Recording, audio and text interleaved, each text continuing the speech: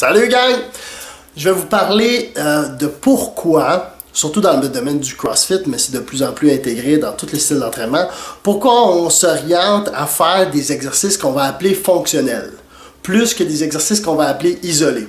Premièrement, on va comprendre que quand on définit un mouvement fonctionnel, ce qu'on veut dire, plus souvent qu'autrement, c'est que plus d'une articulation est mise en mouvement dans l'exécution de l'exercice.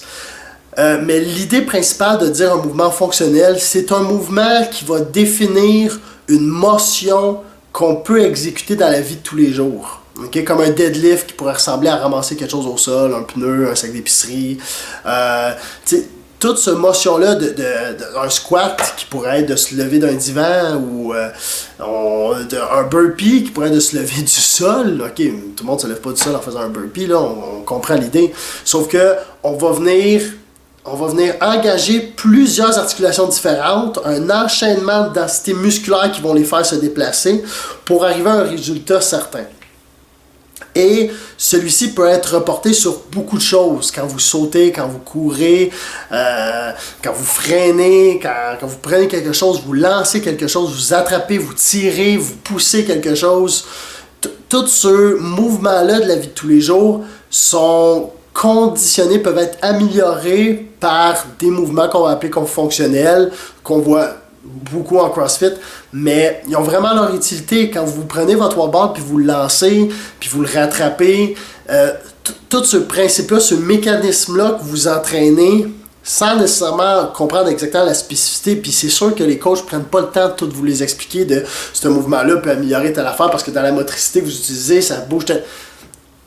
Ils ne prendront pas le temps de tout expliquer ça. Premièrement, parce qu'ils ne savent sûrement pas tout non plus.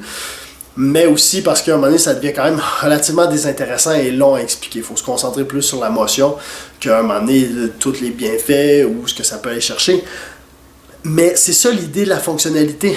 Okay? Ça va vraiment aller chercher une spécificité d'une motion de la vie de tous les jours, et sans que vous vous rendiez compte, vous allez finir par vous améliorer dans plein de motions que vous ne faites pas spécifiquement de la vie de tous les jours, mais que vous travaillez en partie dans les motricités des mouvements que vous exécutez à l'entraînement.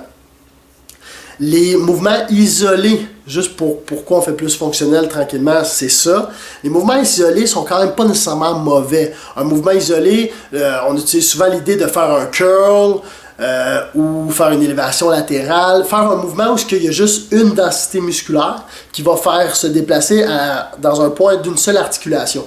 Okay? C'est ça qu'on va dire un mouvement isolé, qu'on isole une seule densité musculaire dans la motion.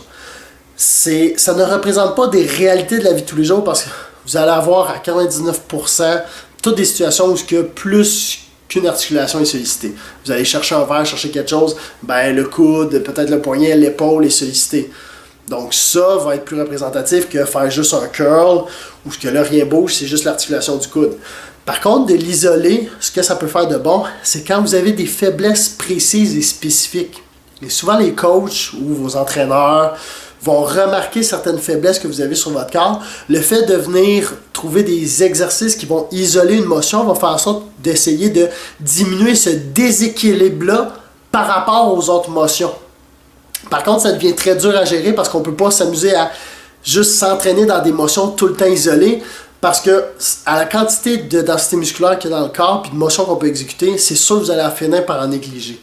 C'est pour ça qu'on va chercher beaucoup d'un état général des mouvements fonctionnels pour travailler l'entité complète du corps, puis faire des motions qu'on va retrouver, et qu'on va venir faufiner d'une personne à une autre certaines motions isolées pour venir améliorer vos faiblesses. Fait que c'est l'idée au travers de la motion fonctionnelle. Il ne faut quand même pas négliger un petit peu d'isolation pour vos faiblesses. Ciao gang!